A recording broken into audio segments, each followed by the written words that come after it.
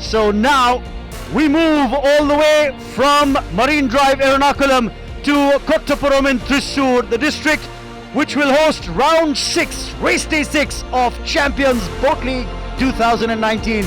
In its inaugural edition, remember, it's coloured by Nerolac, co-sponsored by KSFE, still HDFC Bank, radio partners Club FM, and ticketing partners Book My Show. And as we look at the points table today, the Tropical Titans are still in a lead thanks in part to those 8 points and 5 points for being the fastest.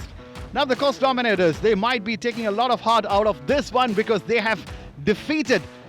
Don't mind the points table at this point or the difference between the two teams, but having beaten the Tropical Titans once, that'll give you a shot in the arm, a clear shot in the arm. That's right, and they have moved up by 1 level from 3 to 2.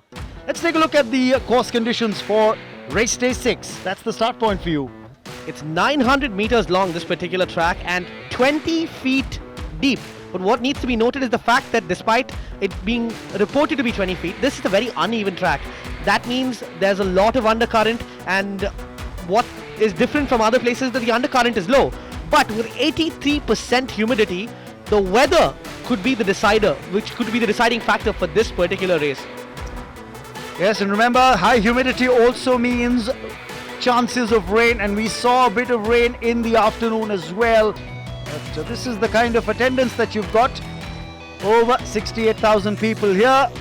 The Raging Rovers, the men in khaki of Kerala, with a sporting pedigree that spans decades across different sports, but 85 members strong, and they are off for an exciting Heat 1 with the Backwater Ninjas in blue on lane 1, the Coast Dominators on lane 2 in orange, and the Raging Rovers in lane 3 in pink.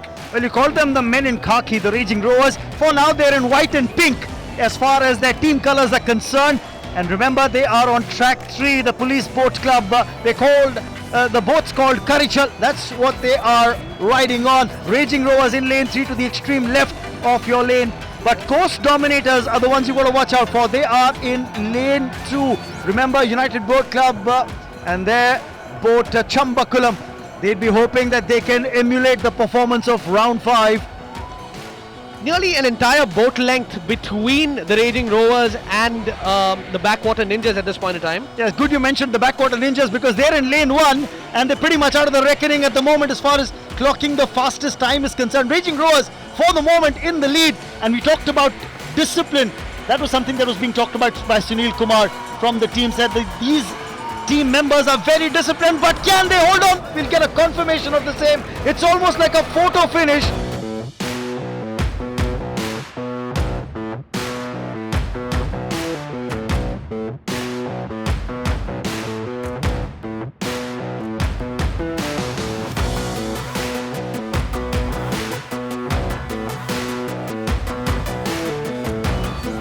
Heat 2 with the Mighty Oars in lane 1, the Backwater Knights on their boat, the Gabrielle on lane 2, and the Backwater Warriors. This is an exciting race, and they are off with that excellent start, and they are going ahead on that 900 meter track. It's all about posting a time less than 3 minutes and 30 seconds, Raman. Yes, that's going to be critical. 3:34 was the time the Coast Dominators had. So they're looking at that as a benchmark and trying to get better than that time. Mighty Oars are the team to really watch out for. Backwater Knights are another strong competitor in this fray. They are in lane 2, Backwater Knights. Mighty Oars in lane 1. Backwater Warriors in lane 3. For the moment though, it just seems as if the Mighty Oars hold the advantage. The team from NCDC in their boat, Devas, they've got about 40 odd Kashmiri rowers in their ranks as well. Indeed, what is interesting to note about the Champions Boat League and about the culture of snakeboat racing in Kerala is that this is India on a boat. All the way from Kashmir to Kanyakumari, we have racers coming across, but who has taken the lead? Well, it seems to be Backwater Knights who've pipped Mighty Oars right at the end and come through earlier ahead of Mighty Oars. Yes, they have confirmation of the time as well. It's not under 3:30, but it's good enough to give them the best time of Heat 2. Crowds have gathered from all across Kerala and all across India to experience the spectacle that is the Champions Boat League. And in Heat 3 we had the Tropical Titans in gold on their boat, the Nadubagam on track 1, the Pride Chasers on track 2 on their boat Viyapuram, and the Thunder O's on their boat the Madhavi Kattal Teketal.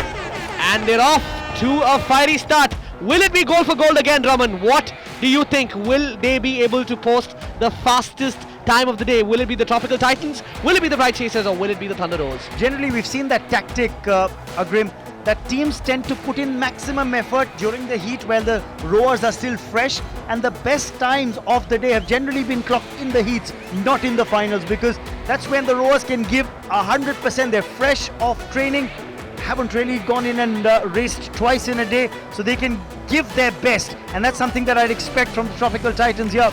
Tropical Titans in the lead by an entire boat length indeed. The Tropical Titans, exuberance in the hearts of the rowers and the fans alike as they row towards a rivering finish. What a fantastic moment this is. Yeah, they're not just rowing, they're roaring towards the finish line. The way they're going, they're powering that boat. Remember, it's about 100 odd rowers on that one boat. That's called the Nadubagam. And for the moment, it's running away from competition. They finished their heat well ahead. The third heat well ahead of all the other teams competing here. And now the question is, what's the time? Is it going to be the fastest time of the day? And it will be 3 minutes 27.16 seconds. It's faster than the time that Coast Dominators clocked in Heat 1, which means that they will be competing in the Group A final.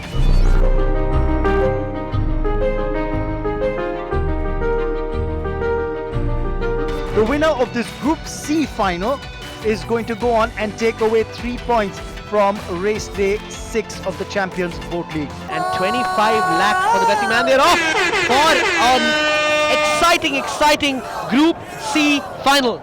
Remember, the slowest team in this entire piece was the team that's in lane 2, the Backwater Warriors.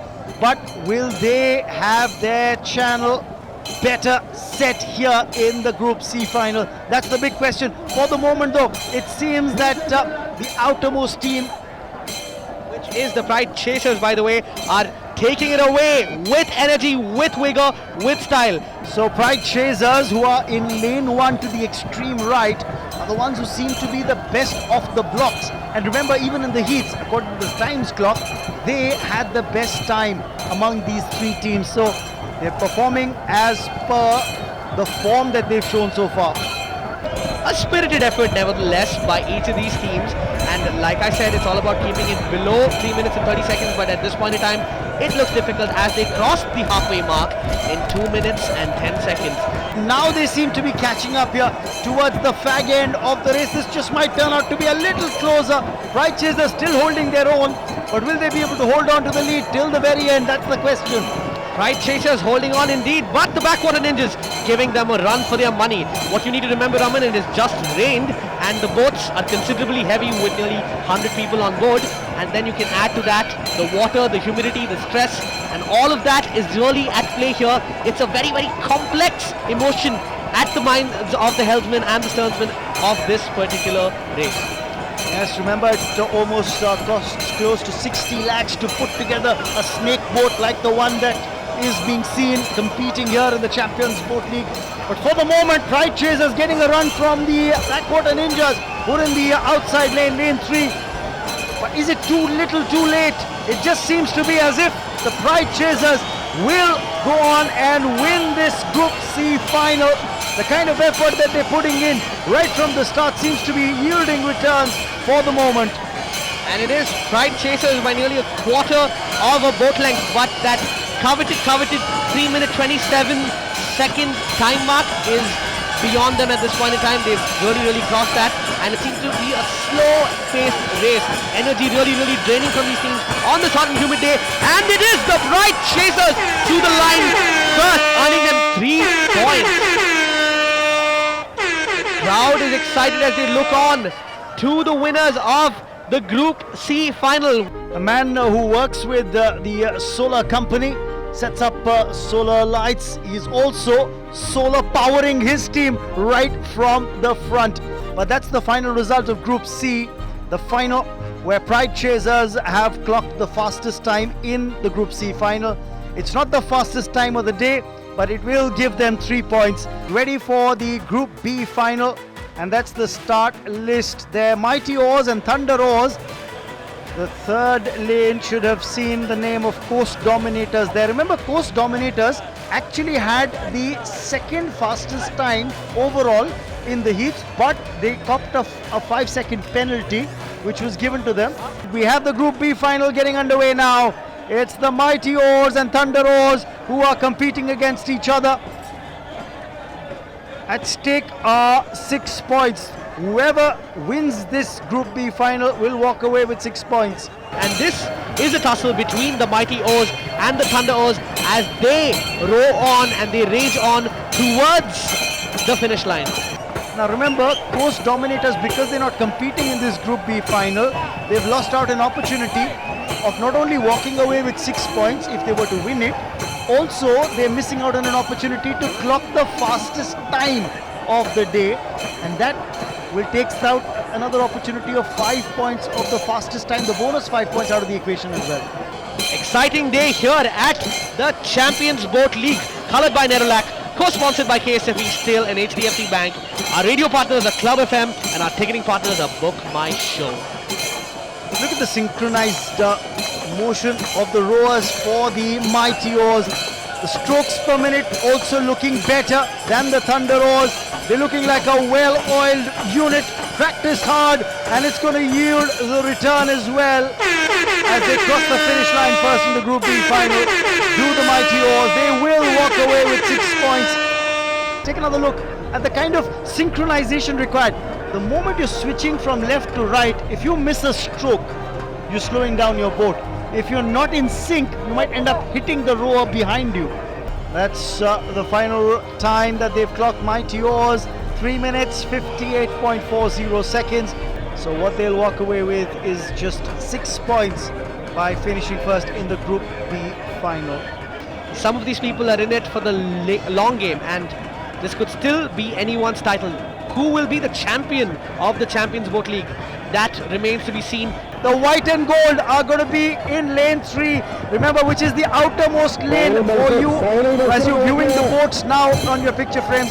There on the top of your screen are the white and gold. The Tropical Titans are the one to watch out for. This, of course, remember, is going to be a battle between them and the Knights. But this is the team I'm talking about. They've already taken the lead. Will it be gold for gold once again, or will the discipline and the camaraderie of the policemen take the prize, or will there be a surprise winner within the Backwater Knights? This could be anyone's race. The Tropical Titans currently have the lead as we hit the 1 minute mark. You can see the energy, you can see the synchronicity, you can see the power. It's full steam ahead. Will it be gold for gold?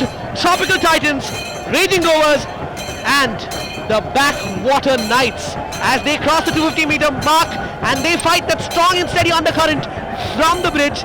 This could be anyone's race. It seems to be as if Tropical Titans are going to be the ones who will take away those 10 from a race win.